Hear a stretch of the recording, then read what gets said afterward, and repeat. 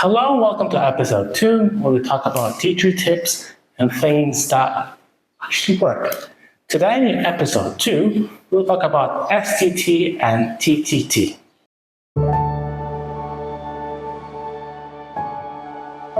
Okay, so first off, STT and TTT. This is our teacher jargon, because there's medical jargon, things that doctors talk about that we don't understand.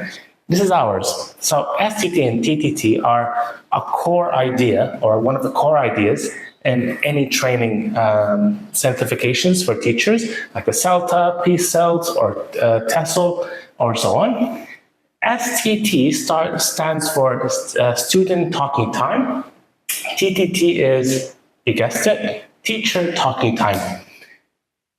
As you can guess, STT is what we aim for, and TTT is what we aim to reduce as much as possible. And this is the problem in our educational system, is the teacher keeps talking and talking and talking nonstop, just like what I'm doing right now, and the students aren't saying anything. They're just listening. Some of them are actively listening, some of them are passively listening. So this, or the lesson today, aims to cut back a little bit on that, because the number one trick to learning any language is, you guessed it, practice. And practice means speaking. A lot of students say, I want to improve my speaking. And the first thing I say is, speak more. And like what you do to yourself. You just speak to yourself in your head. I want to park here, I want to go, I want to eat, I want to play, I want to shoot a video, whatever it is. Just speak to yourself in English or whatever language you're learning, and you'll achieve your goal. And this is what we should relay to students as well, who are trying to learn or who are learning the language. So if I were watching, the first thing I would ask is, what do I do? How do I get the students to speak more? These are some techniques that you can use that will help you in making them work instead of you, and saving a lot of your, talking less, basically. So think about it. The first one is think, pair, share. So, and there are many exercises where students have to fill in the gaps, or they have to think about something. For beginners, they usually have to look at things and choose whether it's I am, he is, or she is, or whatever.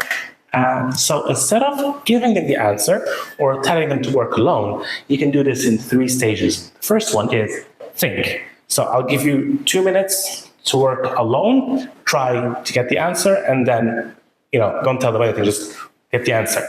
Or you can immediately go to pair. Okay, so together, I'd like you to work on exercise 1, choose the correct answer, and give them a set number of time, like 1 minute, 2 minutes, 3 minutes, 4 minutes.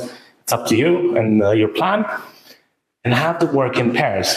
Now here, they won't necessarily speak in English, but the answers will be in English. So whenever they say, I am, I am. Okay, so there isn't much English that is being used, but at least they're saying the answers in English. Of course, as their level progresses, you can encourage them, English please. So, try to remind them, because that will help a lot. And the step after that is to share. So instead of giving them the answers, they can write them on the board. Okay, number 1, they can give you the answer. Okay, so there are 2 answers. Some of them say A, some of them say C. You can have them debate this amongst each other. So is it A or C? What do you think? Don't be afraid of the silence, and don't be afraid of giving them time, because this is where they're actually learning something, because you're not giving them the answer. You're not uploading information and they're downloading it like artists. They're actually processing it like a CPU. If this is computer lingo. So we talked about teacher lingo. Now this is computer lingo. But anyways, when you do this, they're actually thinking about it. They're just downloading information or just receiving information. They're actually thinking about it. So, and then after a while, or if they're having a hard time, you can give them the answer, C. You can give an example for that.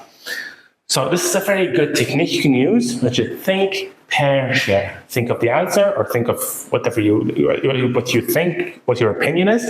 Pair, talk about it with your partner, and then share it with the entire classroom. This encourages pairwork, which is very important. and group work. There's a place for both. So you can either group them up in pairs, which works better, well, in my opinion, or you could put them in groups and make sure that they're all engaging and working together. That's pretty much it for today's video.